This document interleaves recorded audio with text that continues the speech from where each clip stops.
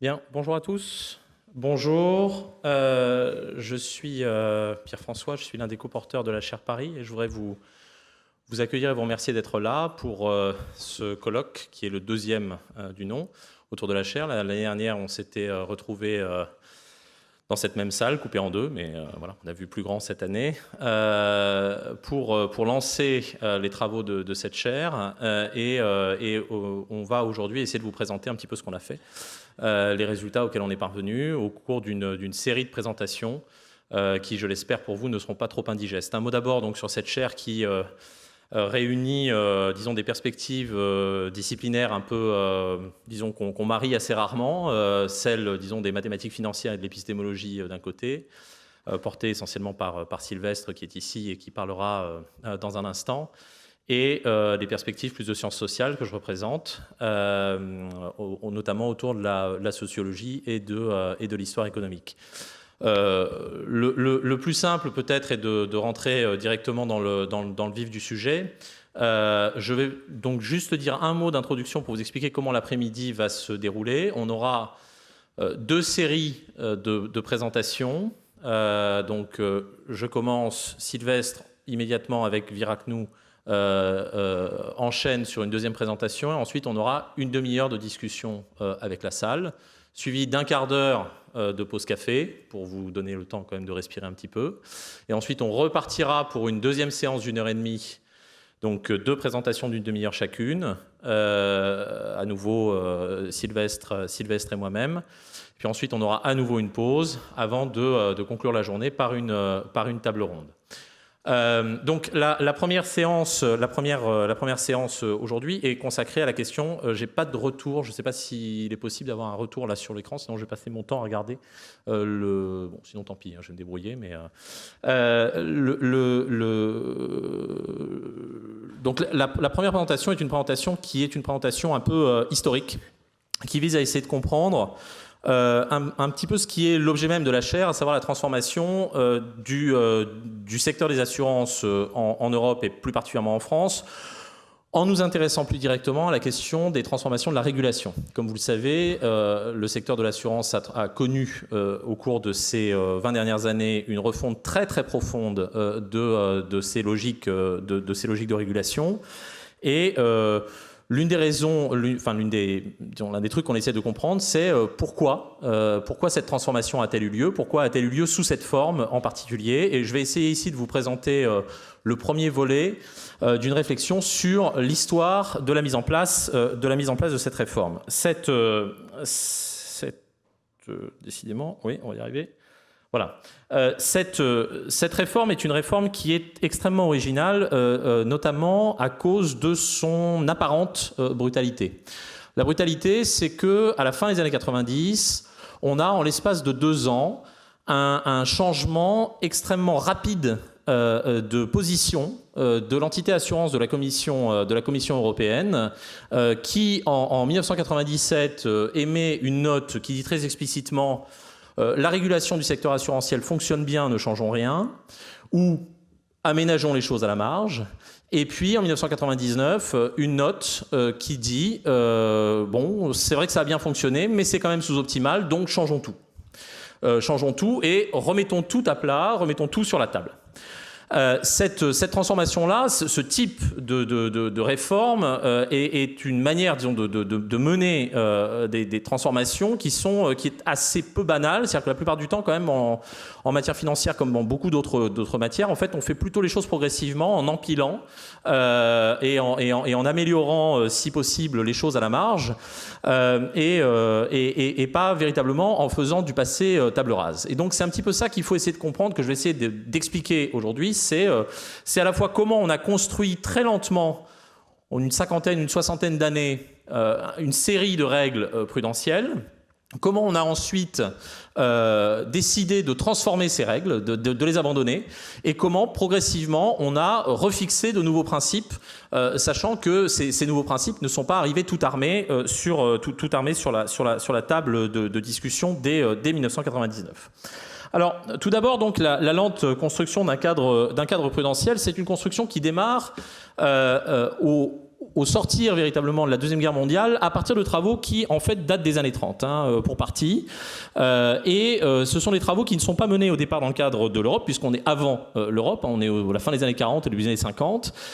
Ce sont des travaux qui sont menés par l'ancêtre de l'OCDE, qui à l'époque s'appelle l'OECE, et qui, dans le cadre, disons, de refondation générale des règles du jeu, qui se fait jour un peu partout dans le bloc de l'Ouest au sortir de la Deuxième Guerre mondiale, décide notamment d'essayer de réfléchir à ce qui pourrait servir de cadre prudentiel dans le secteur des assurances, et qui le fait pas tellement, en fait, en essayant d'imposer des standards qu'elle aurait prédéfinis, mais en mettant autour de la table des parties prenantes, des gens qui sont susceptibles d'avoir réfléchi à tout ça, et en s'appuyant en particulier sur les travaux d'un professeur hollandais qui s'appelle Cornelius Campagne, et qui va proposer en fait des espèces d'intuition générale. On va me donner un retour, ça va être formidable. D'intuition générale qui vont ensuite vraiment servir de matrice en fait à l'ensemble du dispositif. Merci beaucoup.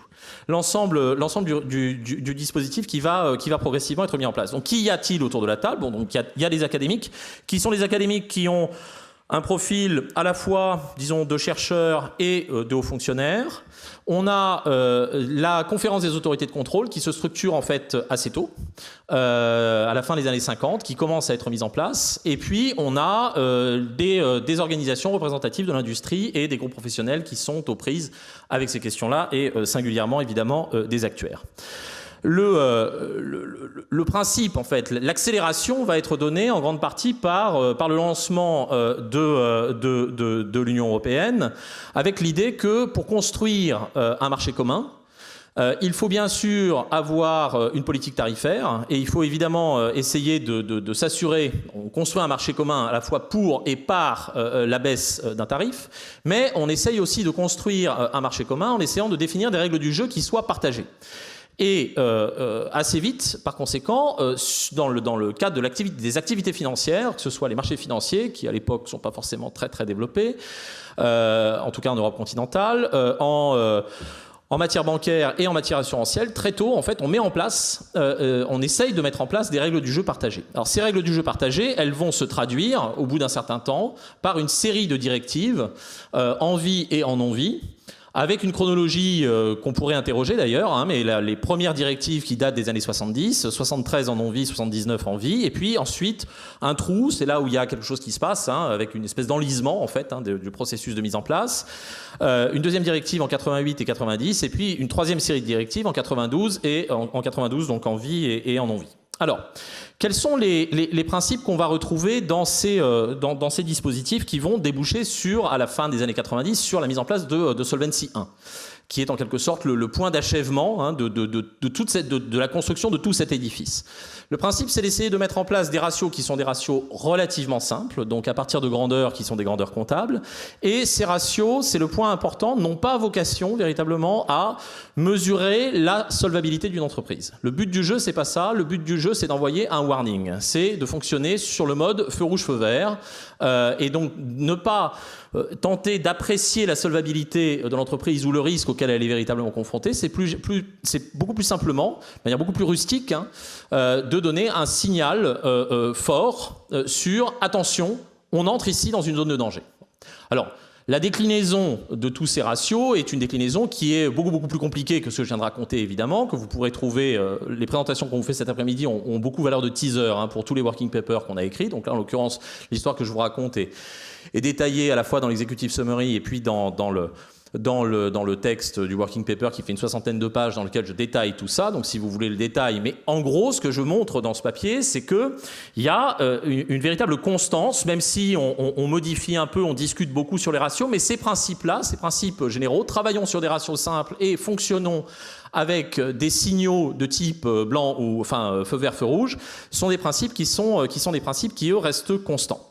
Alors, deux autres idées sont très importantes sur toute cette période, donc qui s'étend, vous l'avez compris, sur plusieurs décennies. Il y a d'abord un premier principe qui est un principe de lisibilité.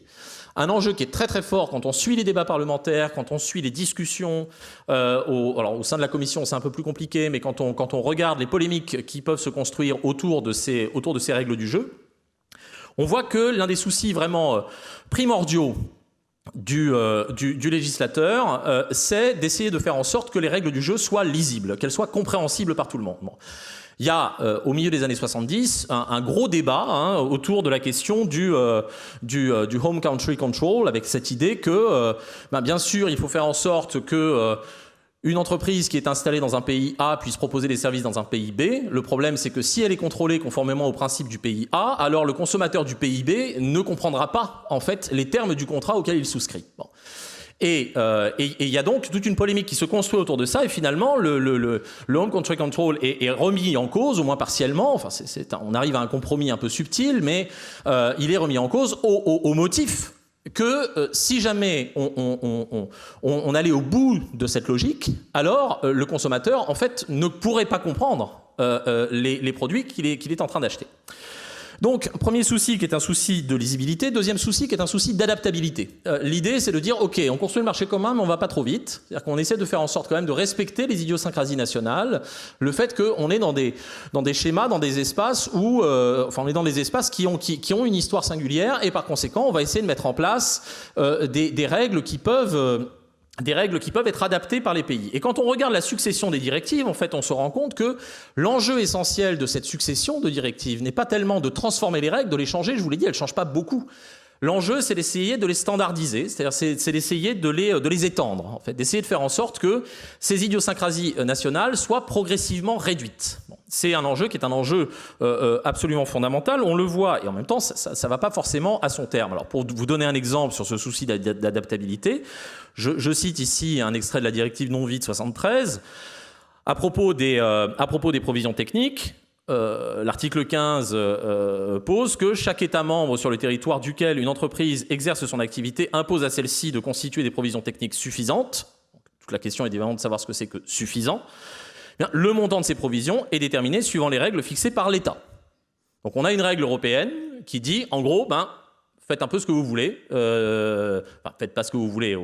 Les États sont libres de fixer eux-mêmes les règles du jeu. Et progressivement, ce sont des spécificités, des adaptations nationales que les différentes directives vont s'attacher à réduire. Donc si je résume, au début des années 90, en fait, on a une régulation des risques qui obéit à des principes qui ont été définis au cours d'un très long processus, itératif, très lent, très progressif, processus qui remonte en fait à l'immédiat après-guerre et qui voit en fait les débats porter beaucoup moins sur le contenu des règles que sur leur extension, que sur leur périmètre en fait. Alors que se passe-t-il dans les années 90 ? Dans les années 90, on a une période qui est d'apparence un peu confuse et que je vais essayer d'expliquer. Donc on a donc toutes ces règles qui sont des règles stables et qui sont en quelque sorte couronnées par les directives du début des années 90. Sauf que ces directives du début des années 90 vont, là aussi quand on rentre dans le détail de leur rédaction, éviter certains problèmes qui sont identifiés par les professionnels et il y a une clause dans les deux directives qui prévoit qu'un bilan doit être réalisé très tôt, en fait, au milieu des années 90, immédiatement après la mise en œuvre de ces directives, pour essayer de creuser ces questions-là. Et ce bilan, il va être en fait effectué par deux entités. Un groupe de travail ad hoc, si je puis dire, qui est connu sous le nom du groupe Muller, qui remettra son rapport, dont le rapport sera publié en 1997. Et puis, il y a un travail parallèle qui est effectué par l'entité assurance de la Commission et qui va proposer une note dont les conclusions, grosso modo, convergent avec celles du groupe Muller. Et les conclusions fondamentales et du groupe Muller et de la note, c'est que, bien sûr, il y a un certain nombre de choses qu'il faut pouvoir, parfaire, qu'il faut pouvoir compléter, mais que globalement, le dispositif est bon et qu'il ne faut pas revoir la totalité du système. Alors, j'avais ici quelques citations qui montrent que, en gros, le système a fait ses preuves. C'est-à-dire qu'en gros, on n'a pas eu de faillite majeure. Et s'il y a eu des faillites importantes, alors, c'était pas le problème des règles. On aurait pu mettre des règles beaucoup plus dures, en fait. Ça n'aurait pas changé grand-chose. Et par ailleurs, les dispositifs alternatifs qu'on identifie, le RBC américain, etc., tous ces dispositifs alternatifs dont on reconnaît l'existence, le principe des modèles internes, tout ça, on dit, en gros, c'est très compliqué, donc c'est très coûteux, ça n'a pas fait ses preuves, et il vaut mieux rester sur le schéma sur lequel on est, parce que là, au moins, on est sur la terre ferme, alors que si on va ailleurs, on va s'aventurer sur les sables mouvants. Alors, je précise que cette position, en fait, est une position qui est partagée par l'industrie. C'est-à-dire qu'il y a, à l'issue de ces travaux, il y a un certain nombre de propositions qui sont faites, et on demande, en fait, de tester les conclusions, en gros, de ces travaux, et notamment des travaux du groupe Muller. On demande à l'industrie de réagir, en fait, à tout ça, et les notes, à la fois des associations professionnelles, des actuaires, et du CEA sont des notes qui concluent à peu près sur le même ton, qui sont assez critiques par ailleurs vis-à-vis de la Commission. Donc c'est pas du tout des notes, disons, qui sont en service commandé. C'est des notes qui peuvent être éventuellement assez polémiques, mais qui arrivent à la même conclusion, consistant à dire, en gros, évitons de changer parce qu'on ne sait pas où on va et que ça risque de nous coûter très cher. Alors, comment expliquer que 2 ans après ces conclusions qui sont à la fois sans équivoque et qui sont consensuelles, comment expliquer que, enfin consensuelles en apparence, là encore, on va voir qu'il y a quand même du mouvement sous tout ça, comment expliquer que 2 ans plus tard, on change assez brutalement en apparence les conclusions, puisque l'entité assurance de la Commission européenne émet une nouvelle note dans laquelle elle dit 2 choses apparemment contradictoires. Elle dit OK, pour les conclusions du groupe Muller, il a tout à fait raison, allons au bout, essayons de finaliser complètement la construction, la construction des règles du jeu qu'on a commencé au début des années 70, achevons le processus, mais en même temps, remettons tout à plat. Parce que manifestement, il y a un certain nombre de difficultés que le groupe Muller a évidemment identifiées, mais qu'il faut désormais prendre à bas-le-corps. Alors quels sont ces nouveaux problèmes ? Il y a certains des problèmes qui ont été identifiés par le rapport Muller, le montant des provisions techniques en non-vie, la prise en compte du risque d'investissement. Tout ça, c'est les questions que le groupe Muller avait soulevées, sur lesquelles il avait proposé des suggestions qui en général avaient été justement assez durement critiquées par l'industrie. Et puis on a surtout l'apparition d'autres problèmes qui vont, alors soit des problèmes qui vont faire leur apparition, soit, enfin des problèmes ou des solutions d'ailleurs qui vont faire leur apparition, ou qui vont être requalifiés, en fait, qui étaient un peu disqualifiés par le groupe Muller, qui en gros les avait évoqués, les avait discutés, mais qui finalement ne les avaient pas retenus, et qui là désormais vont être vraiment placés au centre du jeu. Là-dedans, on trouve toutes les questions liées à l'asset liability management, tout ce qui touche à la comptabilité en fair value et tout ce qui touche au modèle interne. Et donc là, en 1999, on dit voilà, on va mettre ça au milieu de la réflexion. Alors, j'insiste sur un point, c'est que le propos qui est tenu en 1999 n'est pas du tout un propos qui est un propos conclusif. C'est-à-dire qu'on ne dit pas voilà comment il faut faire. Dans les notes de la Commission, on n'est pas dans un schéma où on a déjà tout armé ce qui deviendra plus tard Solvency II. La seule chose que l'on fait, c'est de dire ces questions-là, nous les avons jusqu'ici écartées, désormais prenons-les au sérieux, mettons-les au centre de nos discussions et de nos réflexions. Alors, j'essaierai de voir à la fin de cette présentation rapidement comment on a avancé en fait par rapport à ces questions après 1999. Là, ce que je voudrais simplement évoquer, c'est essayer de comprendre pourquoi y a-t-il eu ce retournement extrêmement brutal entre 97 et 99. Ce que je vais essayer de vous montrer, c'est que cette transformation de la position de la Commission n'est pas l'effet d'une schizophrénie institutionnelle. C'est le résultat d'un mouvement qui est un mouvement beaucoup plus long, qui est un mouvement tectonique, de progression, de nouveaux cadres de raisonnement, de nouvelles règles du jeu, qui se développent de manière assez éloignée de l'assurance dans un premier temps, assez disjointes les unes des autres, là aussi dans un premier temps, et qui dans les années 90 commencent à coaguler, à se retrouver, et qui pénètrent progressivement le monde de l'assurance. Et au fond, la volte-face en 1999 de la Commission, c'est le moment précisément où l'entité assurance se rend à ce mouvement, en quelque sorte, et reconnaît que, oui, effectivement, ce mouvement a eu lieu, qu'il la cerne en quelque sorte de toutes parts, qu'il a été en partie endossé par un certain nombre d'acteurs du secteur assurantiel, et qu'on ne peut plus désormais le laisser sur les marges des raisonnements, et qu'on est désormais obligé de placer ces nouveaux schémas de raisonnement, ces nouvelles règles du jeu, au cœur des réflexions. Alors, quels sont ces nouveaux cadres? On a tout d'abord le développement des mathématiques financières, qui est disons, un développement sur lequel on reviendra plus tard cet après-midi, qui est un développement assez long, assez progressif, qui au départ se fait uniquement dans le monde académique, à partir d'une importation d'outils mathématiques qui ont été formalisés, axiomatisés au cours des années 30. Des gens qui jusque-là faisaient de l'économie très empirique et qui, sur la base de cette économie très empirique, avaient développé un certain nombre d'intuitions, trouvent dans cet outillage mathématique une manière de formaliser et de théoriser véritablement ces réflexions, et ils vont donner naissance, ils vont proposer les modèles qui fondent les mathématiques financières modernes, ces modèles que vous connaissez, la théorie des portefeuilles, le théorème de Modigliani-Meyer, la théorie du pricing d'options, etc., etc. Tout ça se développe au départ, ce sont des productions qui sont des productions parfaitement ésotériques, que très peu de gens comprennent, y compris dans le champ académique, précisément parce que ça repose sur des outils mathématiques qui, à ce moment-là, ne sont pas du tout common knowledge, c'est-à-dire qui ne sont pas du tout partagés par les économistes de cette époque.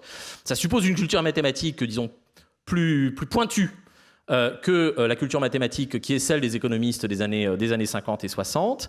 Et progressivement, les mathématiques financières vont rentrer dans les business schools, on pourrait raconter cette histoire-là, et sur la base de, disons, cette transformation en quelque sorte en recette dans les business schools américaines, on va avoir une place de plus en plus importante qui va être donnée à cet enseignement, qui va progressivement se retrouver avant tout, d'ailleurs, dans la sphère des marchés financiers, puisque c'est par là, véritablement, et notamment à travers la bourse de Chicago, que ces théories financières vont commencer à rentrer. Alors, la conquête de l'Hexagone, elle se fait à la fois plus tardivement et dans d'autres lieux. Elle se fait plus tardivement parce qu'elle commence essentiellement à la fin des années 80. Elle se fait pas tellement dans les business schools, elle se fait surtout dans les écoles d'ingénieurs, pour des raisons, là aussi, d'équipement mathématique, en grande partie. Mais enfin, on a un premier mouvement qui est là, qui est assez profond, mais qui est, j'y insiste, relativement lent. On a un deuxième mouvement qui est un mouvement d'harmonisation des normes comptables avec l'adoption des normes IFRS. Je raconte ça d'un mot. L'enjeu fondamental, c'est on a un commerce international qui se développe, des entreprises qui sont dans des dizaines de pays différents, et il faut réussir à fabriquer des normes comptables qui soient des normes comptables à peu près compatibles entre elles. Donc la question, c'est comment va-t-on faire? Est-ce qu'on adopte purement et simplement les normes américaines ou est-ce qu'on essaye de proposer une alternative? Et à partir des années 70, il y a en fait deux entreprises parallèles qui sont menées. Une entreprise qui est portée par la Commission européenne, qui vise à essayer de mettre les pays européens autour de la table et de dire définissons des normes comptables qui soient partagées. Cette entreprise-là échoue. Elle échoue, elle met 20 ans à échouer, mais elle finit par échouer. Et puis on a une autre entreprise qui est portée notamment par des comptables anglais qui sont très inquiets de voir l'entreprise européenne d'harmonisation qui se fait plutôt autour de principes qui sont des principes allemands, et qui donc vont essayer de porter les principes dans une entreprise qui est une entreprise disons, purement corporatiste et privée, qui est l'entreprise de l'IASC, et qui vont définir des normes IFRS qui vont finir par, après que la Commission européenne a pris acte de son échec, eh bien, ces normes comptables vont être reconnues comme désormais les seules normes comptables que les entreprises européennes doivent utiliser. Et là, on a un basculement qui est un basculement vers une autre forme de raisonnement comptable, qui est le raisonnement en fair value, en valeur de marché. C'est le deuxième mouvement. Le troisième mouvement, c'est la mise en place d'un cadre prudentiel bancaire. Et ce cadre prudentiel bancaire, c'est la succession des BAL 1, BAL 2, BAL 3. Donc là, je passe rapidement là-dessus. Simplement pour insister sur le fait que ces trois principes qui partent d'origines assez disjointes. On a des origines qui sont très académiques dans le cas des mathématiques financières. On a des origines qui sont quand même assez corpo dans le cas de la compta. Et puis, on a des origines qui renvoient, alors là, pour le coup, vraiment à des polémiques très, très, très, très vives dans l'industrie bancaire et qui vont progressivement se rencontrer et faire système. Puisque dans la mise en place de la fair value, il y a les moments où on a besoin des modèles, il y a les moments où on a besoin justement de pouvoir s'appuyer sur des modèles mathématiques et qui sont importés des mathématiques financières. Et dans le cadre prudentiel bancaire, en particulier avec BAL 2, là, on a aussi besoin des mathématiques financières. Et donc, on a tout ce cadre qui se construit un peu parallèlement à l'histoire que je viens de vous raconter, l'histoire assurantielle de mise en place de nos ratios et d'extension des règles, etc., etc. Et donc, l'assurance qui est jusque-là assez étrangère, jusqu'au début des années 90, assez étrangère à ces trois mouvements qui vont finir par se rencontrer et par se combiner, dans les années 90, commence à rencontrer cette histoire-là. Alors, qui rencontre en fait ces formes de raisonnement et notamment qui commence à utiliser les modèles internes. On a d'abord des entreprises qui vont commencer à le faire. On a une note de la Commission qui date du tout début des années 2000 et qui fait le point sur quel est l'usage des modèles internes dans les entreprises d'assurance au début des années 2000. Et alors là, on a une série de résultats qui sont des résultats intéressants. C'est-à-dire qui utilisent des modèles internes, c'est essentiellement des gros, ce qui n'est pas tout à fait surprenant. C'est essentiellement, si on doit repérer une dominante nationale, c'est plutôt des entreprises germaniques et des entreprises finlandaises. Donc, on n'est pas tout à fait dans la représentation sur laquelle c'est les Anglais qui sont pionniers. Je vais y revenir dans une minute. On a surtout des entreprises de beaucoup de pays différents. Si on regarde ensuite en quoi consistent ces modèles internes, on se rend compte que ces modèles internes sont extrêmement embryonnaires. Concrètement, en fait, sur les 18 boîtes, je crois, qui utilisent des modèles internes au début des années 2000, il n'y en a qu'un seul qui l'utilise effectivement quotidiennement. Le reste, c'est des dispositifs qui sont des dispositifs encore extrêmement expérimentaux, très coûteux à produire. Quand on entre dans le détail de ces dispositifs et de ces modèles, en fait, on se rend compte que rien n'est stabilisé, que tout le monde essaye avec des formules très très différentes. Certains travaillent avec une partition en 170 risques différents, d'autres travaillent avec une partition en 10 risques différents. Enfin, on est vraiment dans une phase qui est une phase complètement expérimentale. Et si on se demande pourquoi les entreprises qui développent des modèles internes les développent effectivement, on se rend compte qu'il y a un enjeu interne, ou en tout cas sur un plan rhétorique qui est très fort, qui est l'idée qu'avec ça, on va pouvoir piloter plus finement le risque. Il y a un autre enjeu qui est un enjeu qui consiste à dire on va pouvoir discuter pied à pied avec les agences de notation en essayant de leur montrer qu'elles se trompent, ou en tout cas en essayant de, comme on dit, challenger leurs appréciations sur notre solvabilité, en utilisant des modèles qui sont des modèles mieux adaptés à notre business model.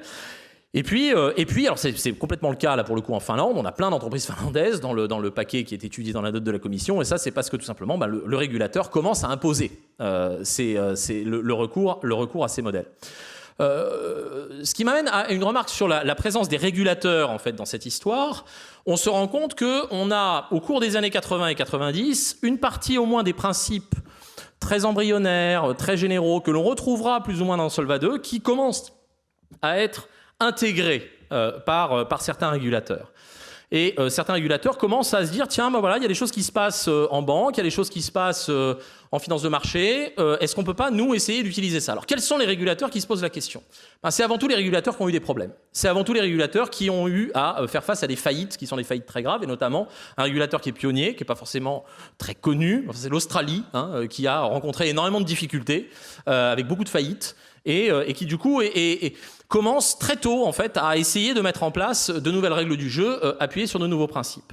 En Europe, qui retrouve-t-on donc sur le devant de la scène là-dessus? On retrouve la Finlande et on retrouve aussi beaucoup le Danemark qui de manière assez incrémentale va essayer d'améliorer ses règles prudentielles en essayant d'inclure justement des principes qui sont des principes plus risk-based, comme on dit. Le Danemark le fait parce qu'il estime que ça va permettre d'améliorer l'efficacité de ces entreprises et de les rendre plus performantes sur le marché. Alors, un truc qui est intéressant, c'est que à partir du moment où on lance Solvency 2, on se rend compte qu'on a des régulateurs qui vont très très vite prendre le pli.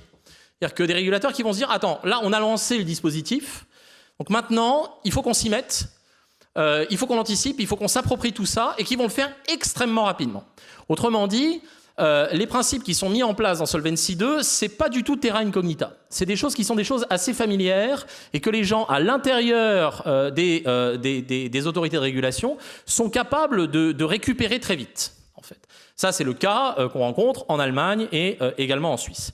Et puis, on a un cas sur deux cas sur lesquels je voudrais m'arrêter rapidement.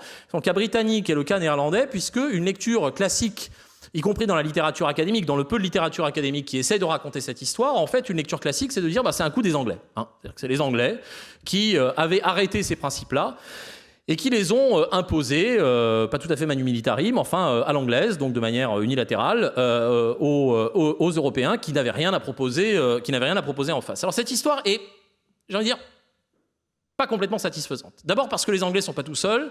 Si on cherche du côté des régulateurs qui sont là-dedans, on a donc des régulateurs qui sont a priori beaucoup moins évidents dans cette histoire, notamment le Danemark. On ne viendrait pas faire ce type de procès aux Danois, spontanément. Enfin, en tout cas, moi, spontanément, je l'aurais pas fait.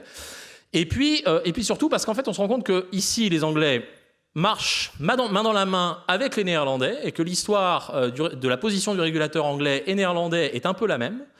Et que, en fait, ce que vont faire les Britanniques, c'est davantage accompagner le processus que véritablement le mettre en place.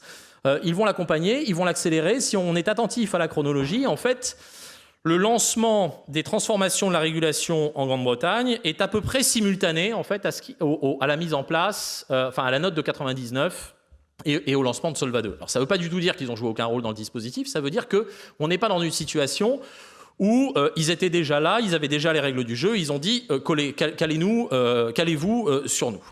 Je termine, parce que là j'arrive au bout de mon temps, je termine pour m'intéresser maintenant un petit peu plus précisément à ce qui se passe ou à ce qui est susceptible de s'être passé à l'intérieur de l'entité de la Commission européenne, qui in fine malgré tout rédige les notes. C'est-à-dire que concrètement elle est donc entourée, on le voit, par de plus en plus d'acteurs qui sont sensibles à ces nouveaux principes complètement orthogonaux aux principes avec lesquels elle raisonne jusque-là. Mais comment expliquer qu'une entité de ce type puisse aussi brutalement changer en quelque sorte son fusil d'épaule? Alors pour ça, il faut s'intéresser à son organisation concrète. Qu'est-ce que c'est que l'entité assurance de la Commission européenne? D'abord, c'est une entité de toute petite taille. C'est une dizaine de personnes. Ensuite, c'est une entité qui est, ça c'est difficile à mesurer évidemment, mais c'est une entité qui est décrite comme relativement autonome à l'intérieur de la direction à laquelle elle appartient. Donc elle fait un peu, je ne vais pas dire qu'elle fait ce qu'elle veut parce que ça serait très excessif, mais elle est dans une relative autonomie, en tout cas pour développer ses réflexions et pour développer son travail. Ensuite, qu'est-ce qui se passe entre 97 et 99 ? On a un renouvellement d'effectifs avec la personne qui rédige la note de 97, qui est un Français et qui à ce moment-là rentre en France. On a par ailleurs un changement à la tête de cette entité avec avec un Allemand, Wolf, qui est remplacé par un Anglais, Deacon. Alors là encore, c'est pas le problème de la nationalité, c'est le fait que on a un changement qui est un changement assez fondamental avec quelqu'un qui arrive à la tête de l'entité assurance, qui n'est pas un spécialiste de questions assurantielles et qui donc n'a pas forcément de religion très arrêtée là-dessus. C'est pas un homme de l'art et c'est quelqu'un qui manifestement est prêt et désireux de remettre les choses à plat. Ensuite, on a un changement d'agenda, puisque l'une des grandes questions qu'avait eu à traiter cette entité au milieu des années 90, c'était la question des conglomérats financiers. Et donc cette question fondamentale, elle est à ce moment-là à peu près réglée. À ce moment-là, elle est à peu près réglée, et donc on peut en gros faire monter des questions que le groupe Muller avait décidé de laisser un petit peu de côté. Alors, par ailleurs, il semble que les discussions au sein du groupe Muller aient agacé un certain nombre de régulateurs nationaux, puisque certains d'entre eux m'ont dit faut bien voir ce que c'était quand même les discussions à l'intérieur du groupe Muller, c'était, je cite, le sexe des anges. Bon. Et donc il y avait un côté de querelle qui était décrite, je cite encore, comme des querelles byzantines, et l'idée était de dire si on cherche à réformer un peu les choses à la marge, en fait, on va se retrouver englué dans des discussions qui ne nous permettront pas d'avancer, donc il faut faire du passé table rase et casser la table, en quelque sorte, pour la reconstruire, à partir de rien. Et dernier argument, il y avait une prise de conscience, ou en tout cas une volonté très nette et très explicite, d'essayer de mettre les règles prudentielles de l'assurance en cohérence avec les nouvelles règles comptables et bancaires. Il y a véritablement l'idée que l'assurance ne pouvait pas continuer à rester sur un régime qui n'était pas du tout cohérent et compatible avec ce qui se faisait en banque et avec une bonne partie de la philosophie des règles comptables qui venait d'être adoptée. Alors, pour terminer là-dessus vraiment en 2 minutes, sur comment, en 99, ce sur quoi j'insistais tout à l'heure, c'est qu'en 99, la messe n'est pas dite. En 99, on a décidé de mettre les problèmes sur la table et de mettre une série de questions, notamment la question des modèles internes, mais aussi la question d'une prise en compte plus générale des risques, plus sensible, d'en avoir une approche plus économique. Mais on ne va pas beaucoup au-delà. Que va-t-il se passer à partir de là? Là, je voudrais juste essayer de fixer un tout petit peu la chronologie. De 99 à 2002, on a une phase exploratoire qui passe par un travail systématique qui explore toute une série de questions autour des notes, autour de quid de BAL 3, quid de BAL 2, pardon, quid des modèles internes, quid de la fair value, etc., etc. Et la plupart de ces notes se concluent sur des constats qui sont des constats assez agnostiques. On n'est pas sur des constats qui sont des constats définitifs, il faut faire ça, il faut faire ça, il faut faire ça. On a des notes, si je voulais plaider contre ma propre chapelle, qui sont un peu des notes d'intellectuels. C'est-à-dire qu'avec, oui, bon, ben ça c'est bien, et puis ça c'est bien aussi, mais ça a aussi des inconvénients, etc. Ce sont des notes qui ne tranchent pas tellement, mais qui font un excellent état des lieux sur la situation au début des années 2000.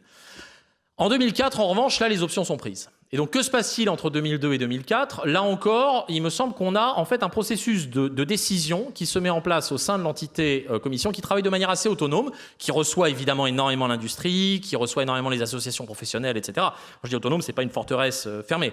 Ce que je veux dire, c'est que là, on n'a pas encore les trésors qui sont autour de la table, etc. On est vraiment dans un travail qui est un travail de mise au point. Et on a un peu trois types de décisions. On a des décisions qui sont prises en fait où on ne choisit pas tellement des options, mais on choisit des hommes. Et notamment, on va mettre à la tête de l'entité assurance de la Commission européenne la personne qui avait décidé de l'adoption des normes IFRS. Donc évidemment, cette personne-là va avoir un souci assez légitime de cohérence. C'est-à-dire, il va se dire, si les normes IFRS, c'est très très bien, il faut essayer de faire en sorte que la régulation des assurances soit à peu près raccord avec les normes IFRS. Donc, une manière de choisir, ça a été justement de gérer la carrière de certains individus.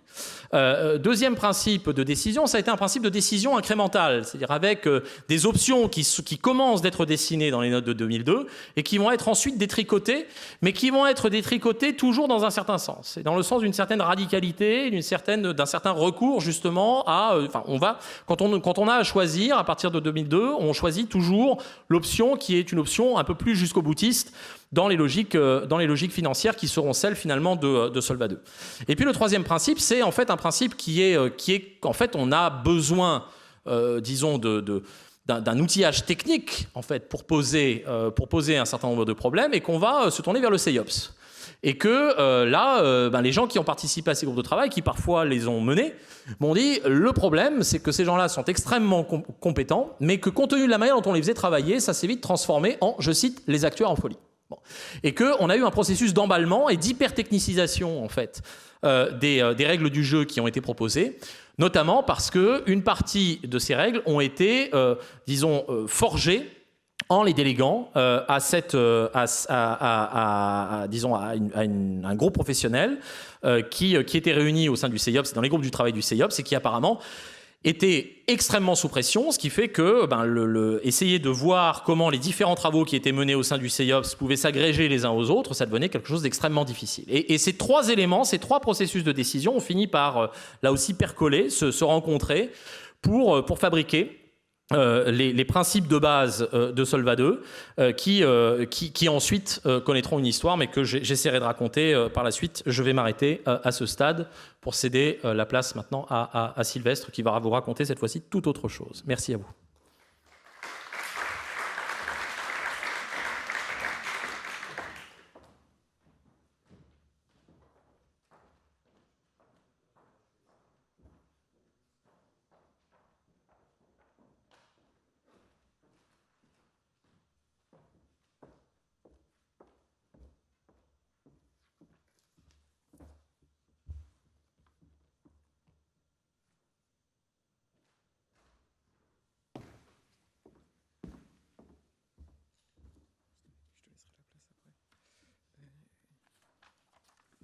Bien, bonjour. Bonjour à tous. Alors, on va continuer à parler de solvabilité 2 avec Dirac, mais sous un angle complètement différent. On va s'intéresser à l'un des points qui, justement, ont été mis au centre, parmi ceux que Pierre a décrits, à savoir le fait de fonder le système, et notamment de fonder les exigences de capital, sur les risques. Ça, c'est au cœur de solvabilité 2, donc qui indique de façon très, très explicite la formule standard de calcul du capital de solvabilité requis vise à refléter le profil de risque de la plupart des entreprises d'assurance et de réassurance. Alors ça, c'est l'ambition. Maintenant, il semble y avoir des choses qui seraient susceptibles de venir contrarier cette ambition.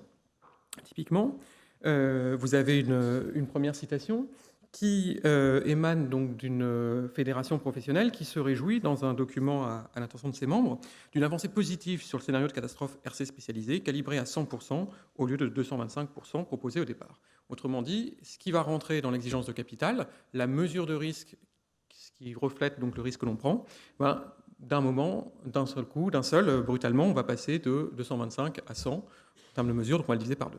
Alors, ça, c'est plutôt une bonne nouvelle pour les entreprises. Réciproquement, à peu près au même moment, RMS, le logiciel de simulation de catastrophes naturelles, de tempêtes plus exactement, introduisait une évolution avec le clustering, donc le fait qu'on puisse prendre en compte des arrivées de tempêtes par grappe, et ça conduisait à l'inverse à doubler le coût de la pire tempête de période de retour de 100 ans.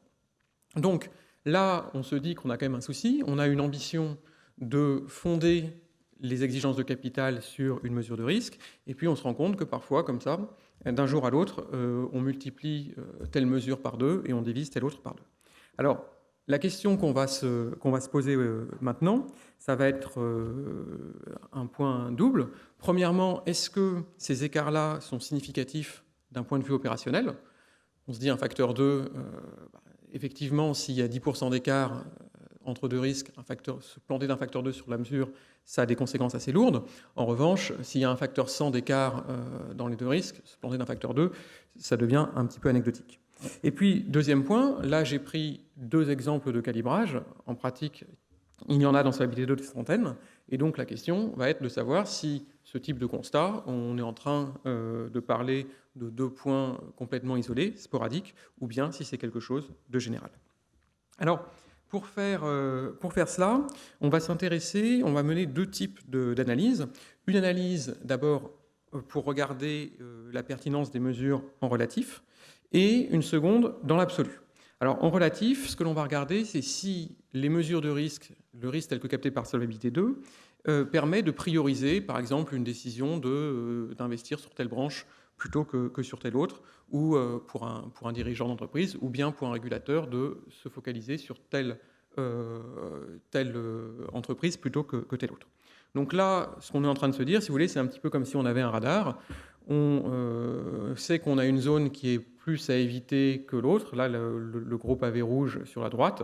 Ça ne veut pas dire que si on passe dans la zone rouge où il y a une tempête, on va s'écraser. Ça ne veut pas dire que si on passe dans la zone noire où il ne se passe rien, on aura suffisamment de carburant pour aller au bout. Mais au moins, on sait qu'on a plutôt intérêt à se déporter sur la gauche. Deuxième type d'analyse que l'on souhaite mener, c'est dans l'absolu, est-ce que ça nous informe correctement sur le niveau de risque? Et donc là, typiquement, la question qui va se poser, ça va être de savoir quelle est la marge d'erreur de la mesure, quel est le poids relatif du signal et du bruit. Donc là, typiquement, vous êtes toujours dans votre avion. Ici, c'est un cockpit de planeur. Il y a une montagne pas loin. Votre altimètre vous dit que vous êtes 100 mètres au-dessus de la montagne. Si votre altimètre a une marge d'erreur de 10 mètres, vous pouvez essayer de passer au-dessus. Si votre altimètre a une marge d'erreur de 1000 mètres, ce n'est pas forcément une bonne idée de tenter le coup. Donc concrètement, mesurer le bruit et le signal, ça veut dire quoi? Vous avez une illustration en bas. On a la variable en noir qui est ce que l'on cherche à mesurer, les barres noires qui sont plus ou moins élevées. L'écart entre 2 barres noires, c'est le signal, c'est ce que l'on cherche à capter. Et puis on va mesurer cela. La mesure, c'est la barre en pointillé un petit peu marron. On voit que parfois, elle s'écarte un petit peu du signal, de la vraie valeur. L'écart entre la valeur mesurée et la valeur intrinsèque, c'est le bruit. Si le bruit, son amplitude est faible par rapport à l'amplitude du signal, a priori, on peut se dire que la mesure est utile. Si, à contrario, dans le graphique de droite, on voit que le bruit a une amplitude beaucoup plus forte que le signal, c'est sans doute assez douteux la confiance qu'on peut accorder à cela. Alors, pour faire ça, on va raisonner en 2 temps. Ce que je vous propose, c'est que je vais commencer par vous parler un petit peu de méthodologie, plus concrètement que cela. Là, j'étais plus sur une description un petit peu intuitive des concepts. Et puis, une fois qu'on aura présenté la méthode, je passerai la parole à Virac pour qu'il présente les résultats qu'on obtient. Alors, ce sur quoi nous nous sommes fondés, ça a été une série de calibrages fournis par l'EIOPA, donc l'équivalent de l'autorité de contrôle européenne, s'il fallait faire un parallèle, qui a fait des calibrages lors d'une série d'études d'impact préalables à la mise en œuvre de la directive, où on a demandé aux organismes d'assurance de mesurer quelles seraient les exigences de capital. Donc ça, c'était les différents KISS. Il y a le KISS 2 en 2006, le KISS 3 un an plus tard en 2007, le KISS 4 en 2008, et puis ensuite en 2010 le KISS 5, et puis les valeurs définitives en 2014. Et à chacune de ces occasions, l'EIOPA a publié une série de mesures de risque, si on peut dire, censées représenter le marché européen, qui sont donc des risques de tel un type d'investissement, tel autre type d'investissement, telle branche ou telle autre branche. Si on essaye d'analyser ce que l'on peut tirer de ce type de données, eh bien, en comparant pour une branche donnée les différentes estimations du risque que l'on fait, là, on peut se dire que l'on capte le bruit, on capte le fait que selon qu'on fait telle mesure ou qu'on va faire une autre mesure un petit peu différente, on va obtenir un résultat différent, alors qu'a priori, on s'intéresse toujours à la même branche. Donc là, typiquement, l'amplitude caractéristique du bruit, ce serait de l'ordre de 0 à peu près.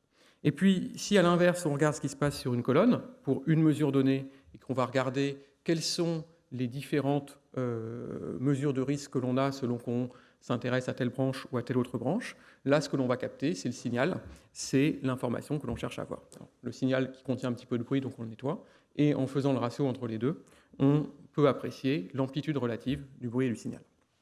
Donc ça, c'est le principe de base. Maintenant, il y a quand même 2 points à éclaircir avant d'attaquer la question des résultats. C'est premièrement, ce que je viens de baptiser bruit, là, un petit peu rapidement, est-ce que c'est vraiment du bruit ? Quand on passe d'un KISS à un autre, si la réalité a changé, c'est qu'au fond, la mesure, c'est normal que la mesure change, ça ne fait que répliquer un changement de ce que l'on cherche à capter. Donc ça, c'est le premier point qu'on va creuser un petit peu. Et puis le deuxième point, ça va être de voir quelles sont les données sur lesquelles ce type de raisonnement est pertinent, quelles sont les données que l'on avait à notre disposition, et donc quelles sont les données sur lesquelles on a pu travailler. Donc on croise les deux. Alors première question, le bruit, tel qu'on le présente là, est-ce que c'est vraiment du bruit ? Pour répondre à cela, ce qu'il faut faire, c'est passer en revue chacune des sources de variation de la mesure entre 2 KISS, et d'essayer de voir si cette source de variation, c'est effectivement, ça traduit quelque chose qui est une évolution intrinsèque, un signal donc, ou bien si c'est du bruit. Alors, ces sources de variation, on en a dénombré 4. Première source de variation, c'est le fait que, c'est une source technique, le fait que les méthodes actuarielles changent. On a, mettons, un historique d'une quinzaine de données, on cherche à partir de cela à capter le pire cas sur 200, donc on va extrapoler. Selon qu'on va extrapoler avec, par exemple, une loi log normale ou avec une loi de Pareto, forcément, on va obtenir des résultats différents. Alors, à quoi sont dues ces variations ? Il y a 2 explications possibles. Soit ce sont des modes qui viennent, soit c'est un progrès. Si c'est une mode, je pense qu'on n'aura pas trop de difficultés à converger sur le fait que c'est effectivement du bruit. Une mode, ça peut changer, et le jour où il y a un retournement, on aura une autre mesure. Ça n'a rien à voir avec le fond. Si c'est un progrès, là, il y a quand même un souci, parce que en 2006, on ne pouvait pas dire que la science actuarielle venait complètement d'émerger et était inexistante. Et puis, réciproquement, en 2014, on ne peut pas non plus se dire que ça y est, on a atteint la vérité actuarielle ultime et que maintenant, il n'y aura plus d'évolution. Donc, toutes les évolutions qu'on a pu voir entre 2006 et 2014, elles sont encore susceptibles de se reproduire dans l'avenir et on va encore continuer à tâtonner. Et ce tâtonnement, c'est bien une série de tentatives, ça vient d'une nature, c'est du bruit. Deuxième source d'écart entre les différents QS, toujours une source technique, mais là liée à la nature des données. Quand on regarde les éléments qui sont donnés par l'EIOPA pour dire comment ils calibrent leur stress, eh bien on se rend compte qu'au début, en fait, ils ne pouvaient s'appuyer que sur des morceaux très parcellaires et que typiquement, les premiers QS, là, dans la citation que je vous donne, il y avait tel risque qui était calibré sur les données allemandes, tel autre sur les données françaises, etc. etc.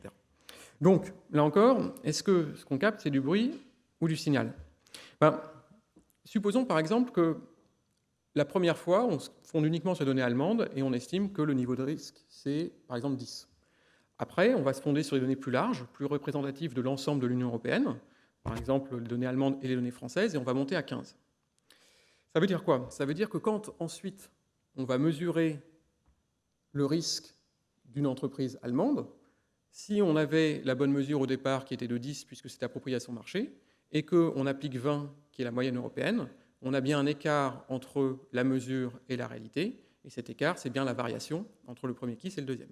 Puis réciproquement, au niveau de la France, si maintenant qu'elle fait partie des données, en moyenne, le niveau de risque est de 15, ça veut dire qu'elle était à 20, et là encore, on a un mismatch entre le niveau de risque tel qu'il est mesuré et le niveau de risque intrinsèque. Donc là encore, cette évolution sur les données, ce que ça fait, ce que ça traduit, c'est un écart entre le risque spécifique d'une entreprise et ce que l'on capte dans la mesure, c'est-à-dire c'est toujours du bruit. Troisième source de variation, c'est tout simplement le fait qu'on est en pleine période d'arbitrage, de négociation politique, où chacun essaye de faire en sorte que ses exigences de capital soient les plus faibles possibles. L'exemple sans doute le plus explicite de cela, c'est le fait que les dettes souveraines ne soient pas du tout choquées. On a un calibrage nul en considérant que c'est pas du tout risqué, alors qu'on sait bien qu'il y a un risque. Alors, on ne va pas du tout rentrer dans le débat de savoir si c'est une bonne chose ou pas d'incorporer du politique là-dedans. Toujours est-il qu'on a une ambition qui est de rester sur du pur technique. Ce qui correspond à de l'arbitrage politique, c'est bien un décalage. Donc là encore, vis-à-vis de l'objectif qu'on s'est fixé, ça relève du bruit. Et puis enfin, dernière source d'évolution, c'est le fait que tout simplement le sous-jacent change. Et là, on pourrait être à même de se dire, finalement, si c'est dû à un changement du risque sous-jacent, effectivement, c'est du signal. Sauf qu'il faut se remettre dans le contexte de solvabilité 2. Et le contexte de solvabilité 2, c'est une entrée en vigueur en 2016, une clause de revoyure, difficilement négociée 3 ans plus tard, et puis après, c'est quand même censé être relativement fixe. Autrement dit, si la réalité change d'une année sur l'autre, entre 2006 et 2007, entre 2007 et 2008, entre 2008 et 2010, etc., alors qu'on a cristallisé un certain niveau, ça veut dire que dans le futur, on va bien avoir un décalage progressif qui va apparaître, et ce décalage-là, ça va être un écart entre la mesure et la réalité. Donc là encore, on a affaire à du bruit. Donc, quand on passe en revue l'ensemble des sources de variation entre les différents KISS, on se rend compte que, quelle que soit l'origine, effectivement, interpréter les variations entre les différents KISS comme étant une source de bruit, que l'on va comparer donc au signal, ça semble fondé. Dernier point, avant de passer la parole à Virac pour vous présenter les résultats. Quelles sont les données sur lesquelles nous nous sommes appuyés? Alors, avant de parler des données, je voudrais souligner quelque chose, c'est que notre approche, elle a une grosse vertu, qui est qu'on n'est pas en train de vous dire « voici la vérité du risque » et comparons la vérité que nous détenons avec le niveau qui est mesuré par, en l'occurrence, l'EIOPA. Nous, on est complètement agnostique dans l'affaire. Ce qu'on fait, c'est qu'on se dit, on va juste regarder les différents calibrages de l'EIOPA, dans quelle mesure ils sont cohérents entre eux. Donc ça, c'est un énorme avantage, c'est qu'on n'est pas en train d'imposer notre subjectivité sur l'analyse. En revanche, c'est un inconvénient qui est que si tout est faux, mais faux de façon stable, on ne s'en rendra pas compte. Et donc, il va falloir éviter de faire des choix de données où il pourrait y avoir une sorte de consensus social qui s'est déjà forgé parce que les habitudes ont été prises et que chacun utilise déjà les mêmes méthodes parce qu'il y a les mêmes jeux de données que tout le monde a pris l'habitude de reprendre. Donc, pour cette raison-là, les risques de marché pour lesquels il y a quand même un passé beaucoup plus lourd de calibrage qui fait que spontanément, on a quand même tendance à converger parce qu'on a tous pris le même type d'habitude, avec une sorte de mimétisme, on va le mettre de côté. Donc, on s'intéresse aux risques de souscription. Dans les risques de souscription, là où les comparaisons sont aisées, c'est pour le risque de prime et le risque de provision, puisqu'il suffit de comparer les stress. Donc, on a pris cela. Et en termes de risque de prime et de risque de provision, il y a en envie 12 branches que l'on peut comparer les unes aux autres. Sur ces 12, il y en a 3, c'est de la réassurance. Les réassureurs ont tous dit, de toute façon, Solva 2, ça ne convient pas, on va faire nos propres outils. Donc, on les met de côté, il reste 9 branches. 9 branches, c'est-à-dire toute l'assurance directe et la réassurance proportionnelle. Pour chacune de ces 9 branches, on a d'une part le risque de prime, d'autre part le risque de provision, et on va regarder ça sur 5 estimations donc les KISS 2 à 5, et puis les dernières versions de 2014. On a pu également récupérer des données sur un modèle interne. Là, les seules données qui étaient exploitables pour mener ce type d'analyse, c'était le risque de provision, puisque le risque de prime, c'était plus complexe que ça, et il n'y avait pas de lien direct entre le calibrage des stress et le SCR. Donc, risque de provision. Là, on avait 5 branches avec un périmètre qui restait relativement stable, des assez grosses branches, RCG, RC Auto, Automate, et puis Dommage et Marine Aviation Transport. On avait 6 années de la clôture 2009 à 2014, et c'est donc là-dessus qu'on va vous présenter les résultats. Merci Sylvestre. On va donc passer à une vision un peu plus quantitative de tous les éléments que Sylvestre vous a présentés d'un point de vue plus théorique, qui vont nous permettre en fait d'avoir vraiment tous les outils techniques et statistiques pour pouvoir essayer de tirer quelque chose de ce que vous allez voir juste tout de suite, qui peut d'un premier abord paraître un petit peu chaotique. Donc je rappelle déjà la question à laquelle on essaie de répondre, c'est est-ce que Solvabilité 2 est vraiment risk-based sur le volet uniquement non-vie pour cette étude, et quelles conséquences en tirer en termes de pilotage des risques et du capital. Donc le tableau suivant, c'est uniquement le risque de prime, et pour un petit peu expliquer pour ceux qui ne sont pas forcément familiers avec ces choses-là, vous avez en fait pour chaque exercice, je prends par exemple la première colonne, le QS2 de 2006, et chacune des branches, par exemple la première, la RC Auto, 5%, ça correspond au capital à immobiliser au titre des primes souscrites dans cette branche-là. Et vous avez donc des chiffres pour chacune des branches, et hors diversification, ça vous donne le total du risque de souscription pour l'assureur en question. Avant de rentrer dans le détail des chiffres, il y a une première constatation qu'on peut faire, c'est qu'il n'y a pas d'effet taille. C'est-à-dire que mon portefeuille qui fasse 10 millions d'euros de souscription ou 100 millions d'euros de souscription, le capital à mettre en face, l'exigence de capital est la même. Donc c'est quand même assez surprenant, on le sait quand même depuis un certain temps, plus le portefeuille est grand, plus il est censé être stable, et le fait qu'on n'ait pas cette prise en compte est déjà un petit peu, nous rend un peu suspicieux par rapport au côté risk-based. Il faut savoir que de mémoire, dans les premières versions, c'était avant le QS2 il me semble, on avait des facteurs taille qui étaient évoqués, mais en tout cas ça n'a pas été retenu, et ce assez tôt, et j'imagine plutôt pour des raisons politiques. Maintenant, donc, si on regarde les chiffres de manière un peu plus précise, on va s'intéresser à plutôt quelques indicateurs. Donc si on regarde par exemple l'écart type, on va dire interbranche au sein de chacun des exercices, ce qu'on voit c'est que donc pour le QS2 de 2006, on a un écart type de 5,8, et pour celui de 2014, enfin l'exercice préparatoire, on est à 2,9. Donc on a quelque chose qui s'est beaucoup plus rapproché. On peut se dire, soit c'est parce que les spécificités entre les branches c'est un peu estompé. En tout cas, bon, il y a une évolution des facteurs de risque les uns par rapport aux autres. Pareil pour l'indicateur maximum moins minimum sur minimum, qui donne une idée un petit peu de l'amplitude en complément de l'écart type. Et ce ratio-là, il est passé de 4 à 1,1. Donc on peut se dire, en théorie, par rapport à ce qu'a dit Sylvestre tout à l'heure, on peut légitimement se dire que Solvabilité 2 étant risk-based, tout ça c'est dû à une évolution des paramètres propres à la sinistralité, et donc on a cette évolution. Sauf que quand on regarde le QS5 de 2010, on voit que ces chiffres ils sont beaucoup plus élevés, et ça nous laisse quand même assez perplexes quant au fait que ce soit vraiment pour des raisons, on va dire, techniques, que ces paramètres ont évolué de cette manière-là. L'autre point je trouve assez intéressant de noter, c'est que quand on regarde l'ensemble de ces branches, celle qui paraît la plus stable et donc la plus robuste, c'est la branche 9, la branche divers non-vie, pour laquelle on a une volatilité donc au sein de la branche de 1,3, donc c'est quand même plutôt stable, pour un niveau moyen qui est aux alentours de 11, on va dire, et un ratio max-min sur min qui est de 0,3. Et la question qu'on se pose, c'est est-ce que parce qu'on a une branche divers non-vie qui est spécialement stable, ou est-ce parce qu'il y a eu peut-être assez peu de lobbying politique au sein de cette branche? Enfin, en tout cas, la question mérite d'être posée. Si on s'intéresse maintenant à des statistiques un peu plus globales, ce qu'on a essayé de faire au travers de ce tableau, déjà, c'est donc au-delà du risque de prime, ça concerne aussi cette fois-ci le risque de provisionnement et le risque de provisionnement dans le cadre d'un modèle interne. On a essayé, par un indicateur qui est le ratio de signal brut moins bruit sur bruit, essayer de capter un petit peu quelle était la part du signal qui était efficace, pertinente, et qui représentait vraiment le risque par rapport à celle qui représente plutôt le bruit. Donc, si je prends l'exemple du risque de prime dans le cadre de la formule standard, ce ratio, il est à 28%. Alors, c'est peut-être pas forcément très explicite.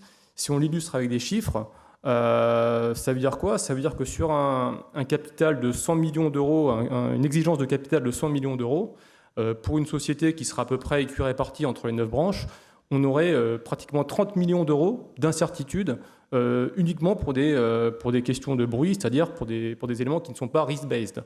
Donc 30 millions sur 100 millions, c'est quand même beaucoup. Et en tout cas, nous, ça nous évoque deux choses assez différentes. La première, c'est une vision réglementaire. Vous pourriez très bien vous dire, de toute façon, même si ce n'est pas spécialement risk-based, on n'a pas trop le choix. Et puis solvabilité 1, de toute façon, n'était pas censé être risk-based, on n'avait pas le choix. On avait une exigence de capital qui était celle qui était imposée. Sauf que là, comme l'a dit Sylvestre, on a un élément fort qui est plus problématique, c'est qu'on n'a aucune garantie de stabilité dans le temps. C'est-à-dire que cette volatilité, enfin ces 30 millions d'euros d'incertitude, ils sont pour des raisons non techniques, donc très peu prédictibles. Rien ne nous dit que ça ne va pas évoluer encore dans le futur, bien que Solvabilité 2 soit rentrée en vigueur depuis le 1er janvier dernier. La deuxième vision, c'est la vision plus risque cette fois-ci, puisque l'un quand même des principes que sous-tendait Solvabilité 2, c'est de se dire le capital que je vous demande d'immobiliser, c'est pour avoir un risque de ruine de 1 sur 200. Donc derrière, ça veut quand même, c'est censé en tout cas donner un certain niveau de sécurité à la fois à l'assuré et à l'assureur. Et en fait, avec cette vision du bruit, on est en train de se dire que potentiellement, il manque 30 millions. Quoi. C'est quand même pas mal. Juste pour préciser, pour éviter toute ambiguïté, ce que vient de dire Virac, le 30%, c'est le ratio signal sur bruit, donc c'est l'information divisée par la quantité de bruit. Donc les 30 millions, c'est 30 millions de solides noyés dans 100 millions où on ne sait pas en fait si ça devrait être plus, moins, etc. D'accord. Donc on a vraiment en fait un signal qui est complètement noyé dans le bruit. Merci Sylvestre. Et donc ça concerne le risque de prime. Maintenant, si on s'intéresse au risque de provision, quand on regarde ce même ratio, donc signal brut moins bruit sur bruit, il passe de 28% à 12%, donc un signal qui est finalement dont on peut tirer encore moins d'informations pertinentes au niveau du risque en lui-même. Et si on fait le même parallèle avec les 30 millions de tout à l'heure, quand on fait le calcul, ici pour un capital de 100 millions d'euros, on aurait pratiquement 27 millions d'euros qui seraient immobilisés sur des raisons non basées sur le risque. Donc ce qui, encore une fois, est vraiment très élevé.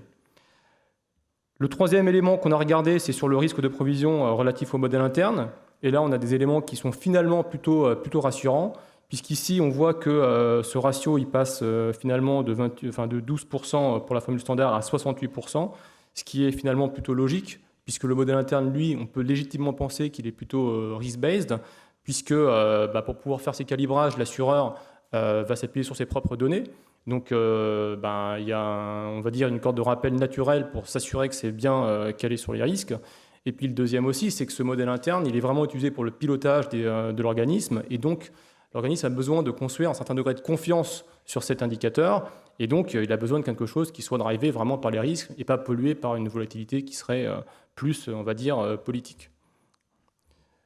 Donc une fois qu'on a fait ce constat un petit peu pessimiste que finalement le niveau de capital requis dans le cadre de Solvabilité 2 pour la non-vie n'est pas forcément vraiment basé sur les risques, la deuxième question qu'on s'est posée, c'est est-ce qu'au relatif, ça peut marcher? C'est-à-dire, dit un peu autrement, est-ce que la hiérarchie entre les branches en termes d'exigence de capital a une certaine stabilité dans le temps?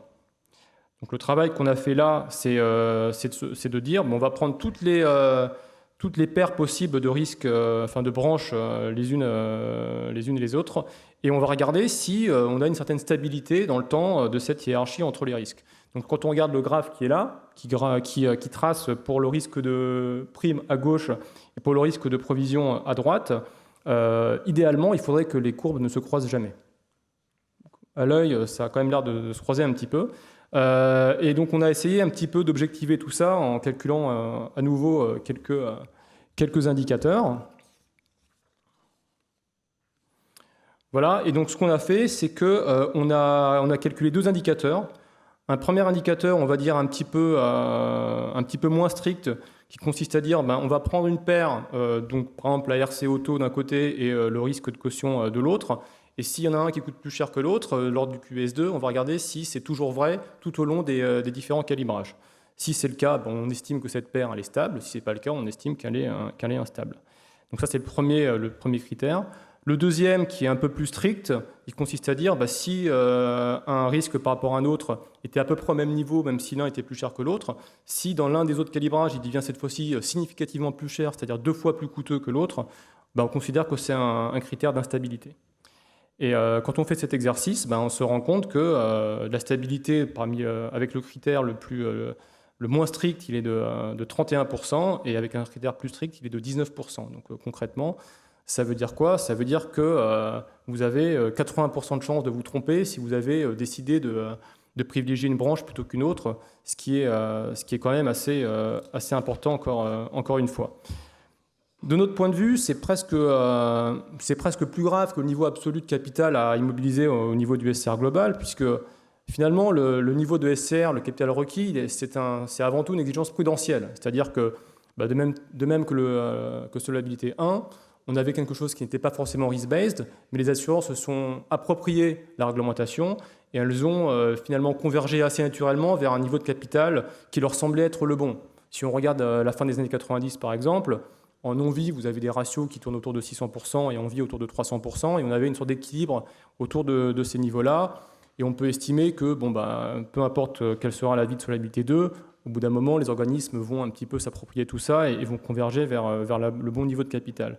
Mais là, le fait qu'il n'y ait pas de stabilité dans la hiérarchie entre les branches, c'est plus problématique parce que ça peut amener à des décisions vraiment de politique de souscription qui seraient mauvaises, puisqu'un choix que vous avez fait à un moment donné dans le temps peut s'avérer être remis en cause dans le futur si vous avez une exigence de capital qui est plus forte que celle qui était initialement anticipée. Pour prendre un exemple très concret, aujourd'hui en assurance vie, vous avez l'euro qui coûte 4% en exigence de capital, les UC, donc avec une épargne sans garantie en capital qui est à 1%. Si du jour au lendemain, on vous dit finalement les UC c'est 3% et l'euro c'est 2%, il y a le business model de beaucoup d'assureurs à vie qui va être complètement remis en cause. Donc sans aller jusqu'à cet extrême, puisqu'on n'a que 2 branches côté vie, on a quand même une certaine inquiétude, on va dire, dans le pilotage des entreprises s'il est uniquement basé sur les risques tels que présentés dans le cadre de solvabilité 2. Un autre élément aussi à avoir en tête, c'est que tout ça, ce sont des éléments qui sont relatifs au pilier 1, donc très quantitatifs, et le pilier 2 de solvabilité 2 incite les organismes d'assurance à un petit peu challenger ce pilier 1 en se disant c'est ce qu'on appelle l'ORSA. Que pensez-vous, assureur, des exigences quantitatives du pilier 1?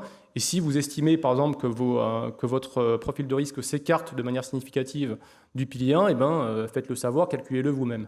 Sauf que ça, c'est plutôt quelque chose que les assureurs de taille importante ont les moyens de faire.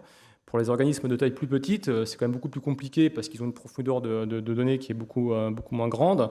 Et donc, ils doivent quelque part faire plus confiance aux facteurs de risque de la formule standard, dont on a vu qu'ils avaient une stabilité qui était quand même assez limitée. Donc en conclusion, qu'est-ce qu'on peut dire par rapport à solvabilité 2 sur le côté non-vie? Est-ce que c'est risk-based? Je pense qu'on ne va pas y revenir. Je pense qu'on a assez bien démontré qu'on était assez réservé sur le sujet. Pour des raisons qui peuvent se comprendre, Sylvestre les expliquait, sont, en tout cas de mon point de vue, peut-être un peu plus politiques que techniques. Et en tout cas, le problème, c'est que ça peut conduire à une sur- ou une sous-capitalisation des organismes d'assurance dans un environnement prudentiel qui est beaucoup plus volatile qu'auparavant. C'est-à-dire que par rapport à solvabilité 1, on a empilé les couches de volatilité. La première, c'est celle de l'évaluation en valeur de marché des actifs financiers. C'est-à-dire qu'aujourd'hui, vous avez votre bilan à l'actif qui est beaucoup plus volatile parce que vous devez le clôturer par rapport à la valeur de marché de vos actifs. Le deuxième, c'est celui des risques, donc c'est celui qui est intrinsèque. Solva 2 prétend quand même être risk-based, donc ça veut dire que si les risques sont beaucoup plus importants une année donnée, votre capital immobilisé, il est censé être plus important. À titre d'exemple, on le voit bien pour le risque action. En théorie, le capital immobilisé au titre du risque action, c'est 39%, mais on sait qu'on peut avoir une marge de plus ou moins 10% en fonction de la volatilité des marchés au moment du calcul de l'exigence de capital. Et puis la troisième couche de volatilité qui n'était peut-être pas forcément anticipée lorsqu'on a préparé Solva 2, c'est une couche, on va dire, plus politique au sens large, mais dont on a vu qu'elle était loin d'être négligeable. Donc la question de savoir finalement est-ce que Solvabilité 2 c'est mieux que Solva 1 ou est-ce que c'est mieux que rien, on n'a pas vraiment la réponse aujourd'hui en tout cas. Ça dépendra des assureurs, il faut le temps que tout le monde puisse s'approprier tout ça et c'est finalement entré en vigueur qu'il y a quelques mois. Par contre, ce qu'on peut dire et ce qu'on préconise, c'est on met en garde sur un pilotage qui serait trop fondé sur les risques et sur le niveau de SCR, puisqu'on a vu que le niveau absolu déjà du SCR était finalement pas un indicateur très fiable du risque vraiment porté par l'entreprise et que la hiérarchie entre les différents niveaux d'exigence de capital entre les branches pouvait être mis en cause dans le temps et donc n'était pas non plus quelque chose de forcément très très risk-based. Juste donc pour aller, là ce que Virag vient de décrire, c'est en termes de pilotage des compagnies, donc au niveau micro. Au niveau macro, ça veut dire aussi sans doute que il devrait sans doute ne pas y avoir trop de réticence de la part des autorités politiques pour s'affranchir un peu de ce carcan technique. Et tant qu'à faire d'avoir quelque chose qui ne repose sur pas grand-chose, pour ne pas dire rien, prenant en compte d'autres, dans l'exigence de capital, d'autres paramètres, d'autres enjeux que la simple dimension risque, prenant aussi en compte des enjeux en termes de financement de l'économie, de maintien d'un marché, etc., etc. Alors, dernier point, ce qu'on vient de présenter là, même si c'est une vision un petit peu optimiste, puisqu'on s'est intéressé à un contrôle de cohérence et pas une forme de véracité, elle est extrêmement nihiliste vis-à-vis de Solvabilité 2 et de sa pertinence. Juste pour tempérer, donc déjà si vous voulez retrouver ces éléments-là, c'est dans un working paper que vous retrouvez sur le site internet ou dans les execsums qui sont distribués, que vous avez dans les pochettes qu'il y a à l'entrée. Vous en trouverez un autre qui, lui, est beaucoup plus nuancé sur la comparaison Solvabilité 2, Solvabilité 1, quand on commence à essayer de creuser un petit peu la dimension procyclicité du système. Voilà, peut-être ne pas occuper le terrain plus longtemps. Ce que je vous propose maintenant, c'est de passer à une première session de questions. On peut se donner sans doute un quart d'heure sur l'ensemble des présentations qui ont eu lieu, donc celle de Pierre à propos de l'histoire longue de l'émergence de Solva 2, et puis celle qu'on vient de faire sur son caractère risk-based. Vous avez des micros qui sont incorporés si vous souhaitez poser une question, donc voilà, il suffit de prendre la parole.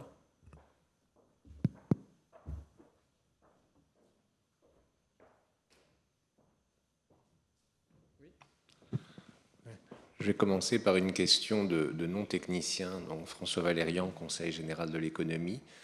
J'ai été très intéressé par vos deux présentations et je voudrais savoir s'il y a des recommandations concrètes pour la remontée au niveau politique de cette régulation.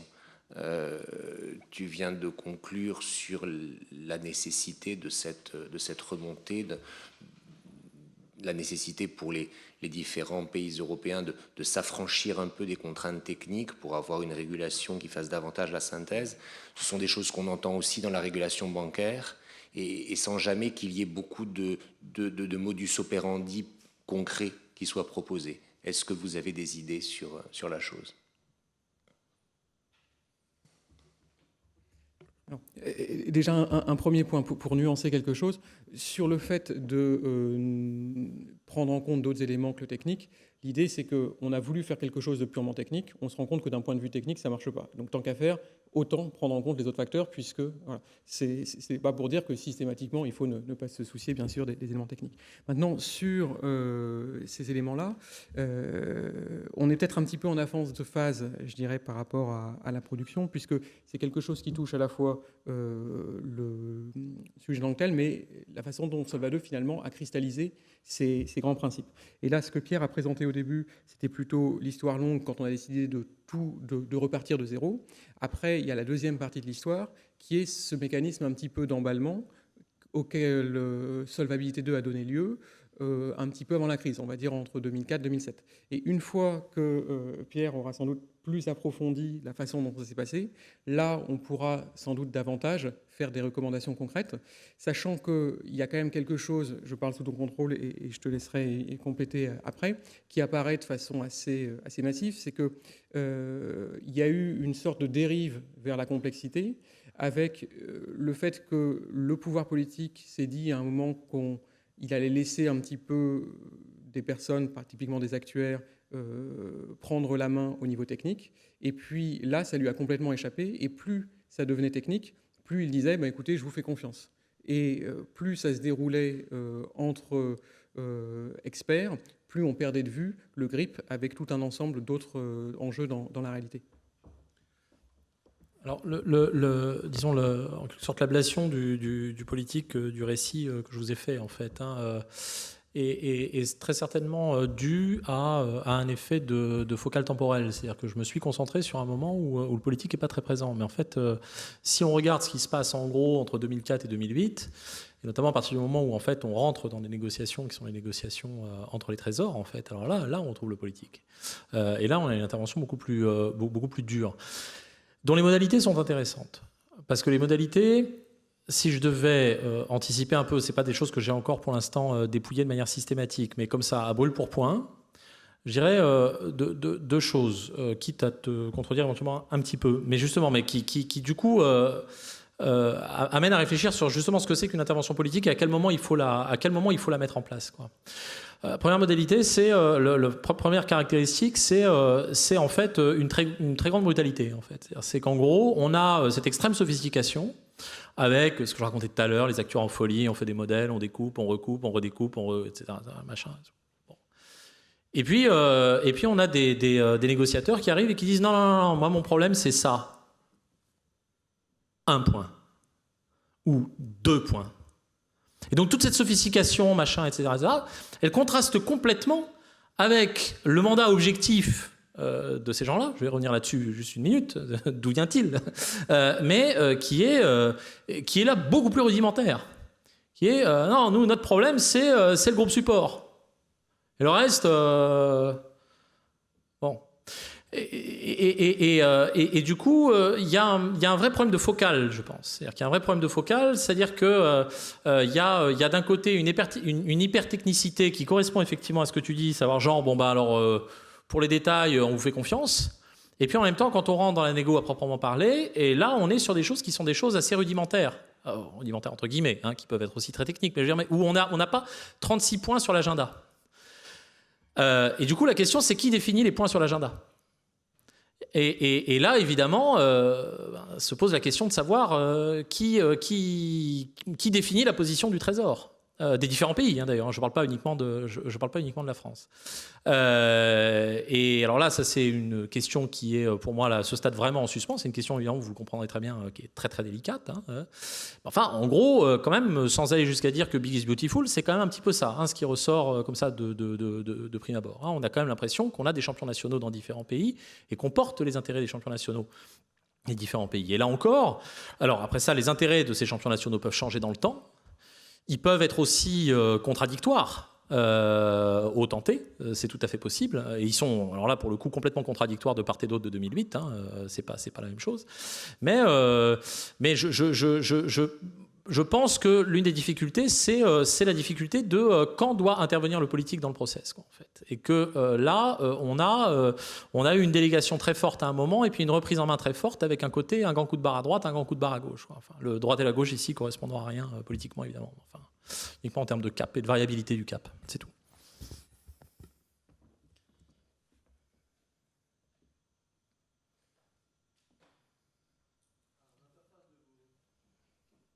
À l'interface de vos deux présentations, est-ce que précisément, c'est pas la partition entre ce qui doit revenir aux politiques et ce qui doit revenir aux techniques qui est en permanence en jeu, en réalité? C'est pas... Parce que là, vous semblez un peu faire comme si... Je caricature un peu, mais... la politique, ce qui devait ressortir du politique, c'est quelque chose de donné, et ce qui ressort du technique, c'est quelque chose de donné. Alors, on a l'impression qu'au fur et à mesure de la négociation, en fait, c'est cette frontière même qui est remise en question. Voilà. Ce qui fait penser, en fait, à l'arrière-plan de ma question, il y a un peu la perspective de l'ordolibéralisme en Europe, cette question de qu'est-ce qui revient à de la politique, plus généralement à de la politique économique, enfin plus étroitement à de la politique économique, etc., et qu'est-ce qui revient à du purement réglementaire. Et après, j'ai une question plus épistémologique, donc concernant plutôt le deuxième exposé. Vous dites agnostique, et en fait, en permanence, vous faites référence à la réalité. Vous dites la réalité. C'est quoi la réalité? Est-ce qu'on pourrait s'en passer et être vraiment purement relatif, quoi. Je ne sais pas si je suis... Le signal, pour le dire très vite, le signal, c'est qui, c'est quoi? Parce que vous dites, c'est pas nous, on n'a pas un point de vue, et puis l'institution en a une, mais le fait est qu'on n'a pas qu'une seule institution. En fait, en jeu, on en a plusieurs. Donc, dans le jeu, qui est-ce qui va définir ce qui est vraiment le signal? Alors, sur le deuxième point, il y a un postulat à la base de la réglementation qui est on peut définir le risque. Le risque existe, on peut le quantifier, on peut le réduire à une mesure. Donc, nous, on part effectivement de ce postulat-là. On l'endosse au sens où on regarde est-ce qu'on peut construire quelque chose à partir de cela. Et quand on regarde ce que l'on peut construire, là où on dit que finalement on est agnostique, c'est dans le sens où on ne s'intéresse qu'à des tests de cohérence, sans venir plaquer, sans venir dire le niveau c'est celui-ci. Alors c'est vrai que en faisant cela, on sous-entend qu'effectivement un niveau existe bien, mais si le niveau n'existe pas, de toute façon, dans ce cas-là, se poser la question de est-ce que c'est risk-based n'a même plus de sens, puisque de toute façon, le fait même de vouloir faire du risk-based serait complètement vain. Donc là, je pense qu'on rentre dans quelque chose qui a un intérêt au sens épistémologique théorique, mais qui a moins d'intérêt au sens épistémologique opérationnel. Sur la première question, c'est un point très simple, hein, finalement. C'est que de toute façon, la décision de déléguer ou d'établir une partition entre le technique et politique est en elle-même une décision politique. Bon, une fois qu'on a dit ça, c'est fini, quoi. Enfin, je veux dire, de toute façon, je veux dire, le fait de dire, écoutez, débrouillez-vous, faites votre machin avec vos modèles et tout, ça veut dire que concrètement, on dit. Alors derrière, il y a une position qui est une position épistémique, hein, il y a une prise de position sur le fait que on peut définir un optimum techniquement.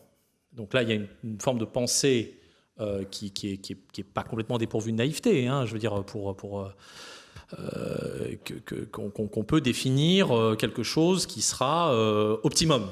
Alors évidemment, quand on fait un tout petit peu de sciences sociales, on arrive toujours avec la question faussement naïve, qui consiste à dire optimum, mais pour qui? Pour qui? Et une fois qu'on a posé la question du pour qui, on se rend compte que du coup, cette décision-là, c'est une décision qui est évidemment une décision politique, c'est tout. Ce qui en fait pas forcément une décision infâme. Je veux dire, c'est pas forcément absurde de le faire. Simplement, c'est mieux de le dire, c'est tout. Et donc oui, bien sûr. Ce partage-là, il est mouvant parce qu'il renvoie justement à différents moments dans la négociation et qui renvoie aussi à des rapports de force, fondamentalement.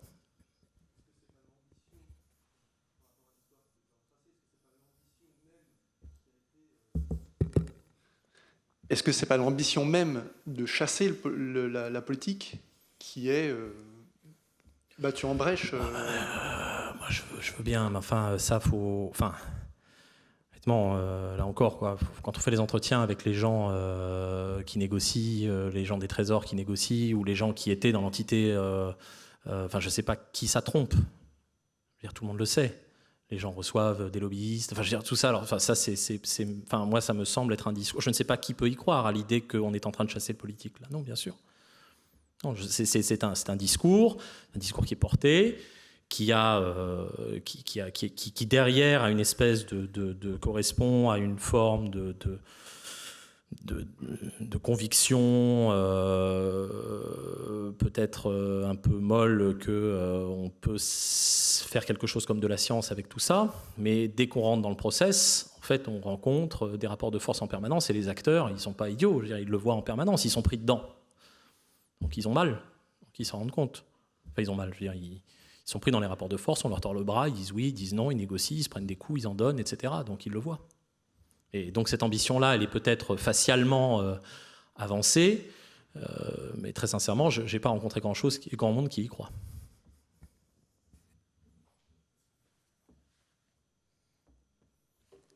S'il vous plaît, concernant la complexité à l'excès, je ne connais pas bien BAL3, mais est-ce qu'on n'a pas eu le même phénomène dans BAL3 ?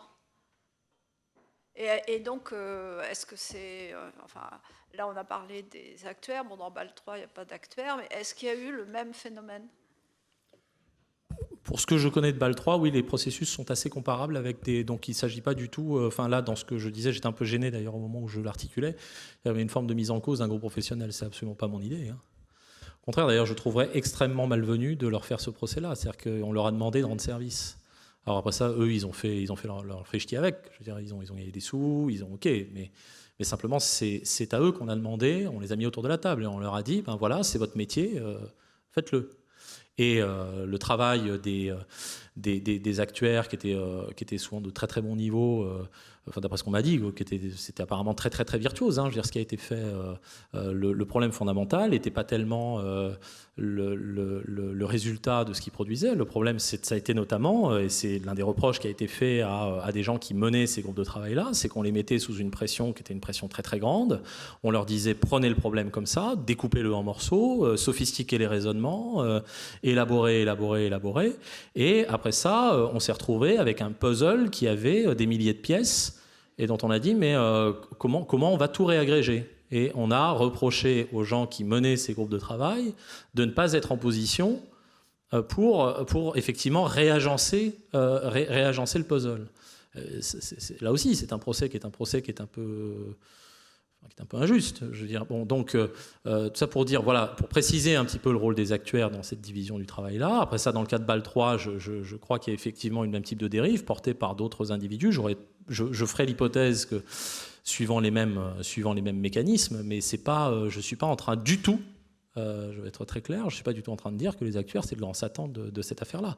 Simplement, ça a été un mécanisme d'accélération et ça a été, en quelque sorte, ben voilà, ils étaient dans la soute. Et c'est eux qui ont fait le boulot qu'on leur demandait de faire.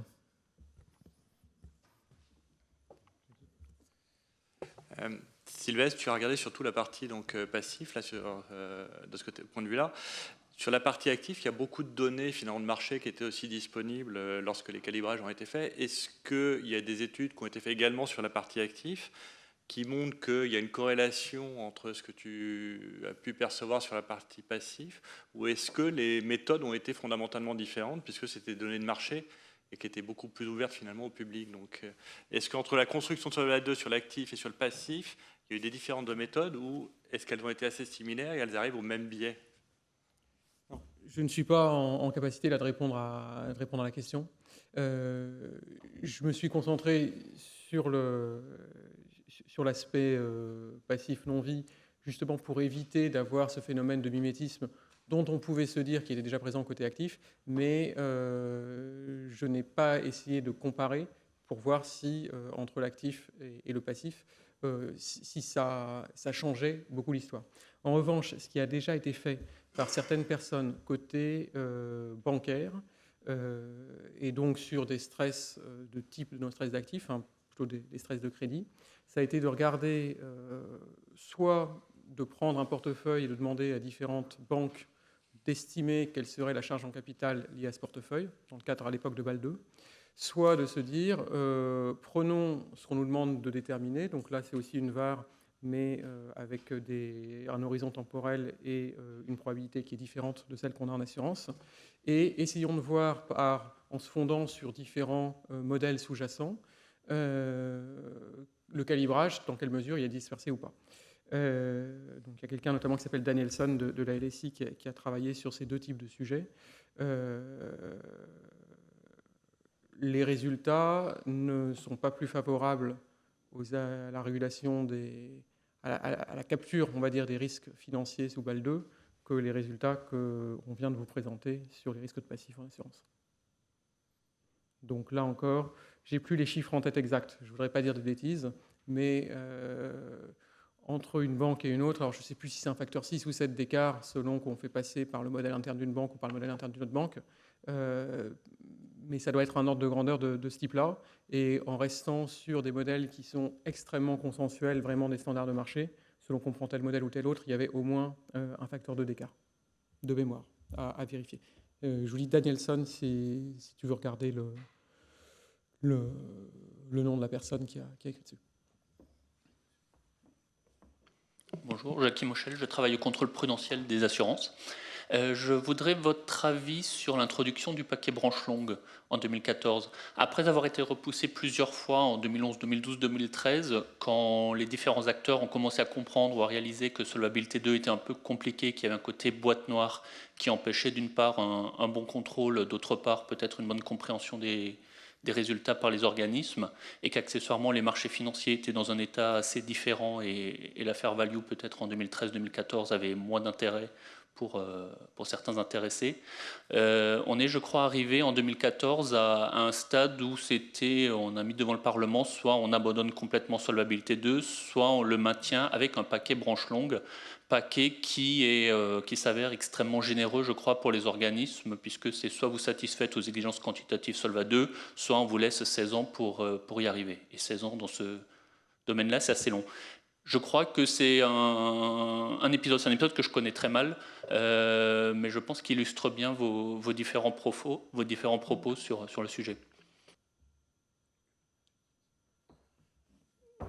Là, vous parlez d'une fin de l'histoire à laquelle je ne suis pas encore arrivé de manière systématique, donc je ne me présenterai pas, je m'avancerai pas trop là-dessus, sinon que effectivement le schéma général que vous décrivez, eh bien moi celui effectivement que j'ai en tête. Plus généralement, ce qui m'intéresse, c'est pourquoi on s'arrête pas après 2008, quoi, finalement.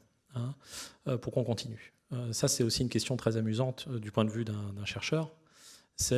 On a toute une série d'arguments qui sont énoncés. Je ne parle pas de l'assurance en général, hein, je parle du manière plus générale. Toute une série de propositions qui sont avancées avant 2007, en gros, qui sont des arguments assez positivistes, hein, qui sont des arguments du genre, bon, avant on ne savait pas, maintenant on sait, quoi. Maintenant on sait, donc on va pas se planter. Et la comparaison avec la crise de 29 est passionnante de ce point de vue-là, parce qu'en 29, les gens n'ont pas trop compris ce qui se passait. C'est-à-dire qu'il y avait la science économique était beaucoup moins développée, et les acteurs financiers qui travaillaient sur New York travaillaient de manière complètement débridée. C'est-à-dire qu'il y avait une position idéologique de dérégulation absolue, mais qui était plutôt une position qui était presque morale, hein, en fait, hein, qui correspondait aussi à un moment de l'histoire de l'État américain, etc., qui était très très profonde. Et puis en 29, les gens ont dit, quand les gens ont regardé la crise de 29, l'administration Roosevelt a dit, en gros, on comprend pas très bien ce qui s'est passé. On ne comprend pas très bien ce qui s'est passé, mais on identifie quand même 2-3 spots où il y a eu vraiment un souci, et donc là, on va y aller, quoi. On va y aller de manière très très dure, et ils ont tapé de manière très très dure. Bon, c'est les lois qu'on connaît, qui ont été mises en place très tôt, hein, d'ailleurs dans l'histoire de l'administration Roosevelt en 1933. Donc vraiment très très très très tôt. Ce qui est très étonnant sur la crise de 2008, c'est qu'on a une bien meilleure compréhension de ce qui s'est passé, une compréhension immédiate, hein, notamment qui a été produite, qui est assez consensuelle, enfin pas hyper consensuelle, enfin quand même, quoi, à l'échelle des sciences sociales, qui est assez consensuelle. Et malgré tout, on continue, quoi. Et ça, de ce point de vue-là, c'est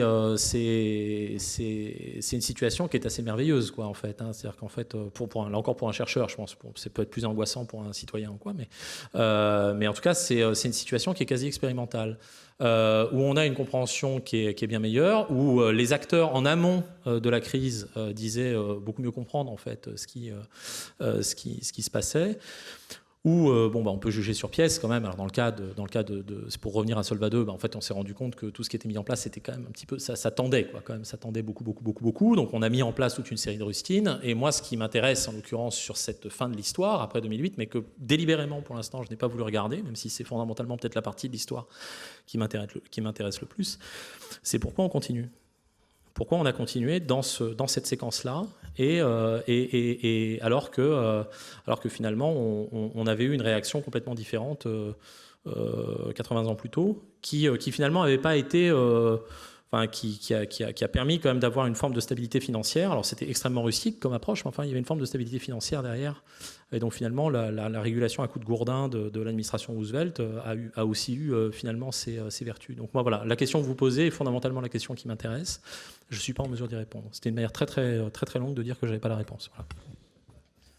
Peut-être juste moi pour ajouter un petit point, alors plus soit un avis plus technique, parce que j'étais pas au moment du paquet branche longue sur les raisons exactes qui ont poussé à ce que ce soit mis en avant, mais ce qu'on a constaté quand même avec la crise et avec la persistance des taux bas, c'est que finalement, Solva 2 allait arriver vraiment en vigueur en 1er janvier 2016, donc ça allait être potentiellement problématique avec les taux bas pour les assureurs qui avaient vraiment des engagements de très long terme.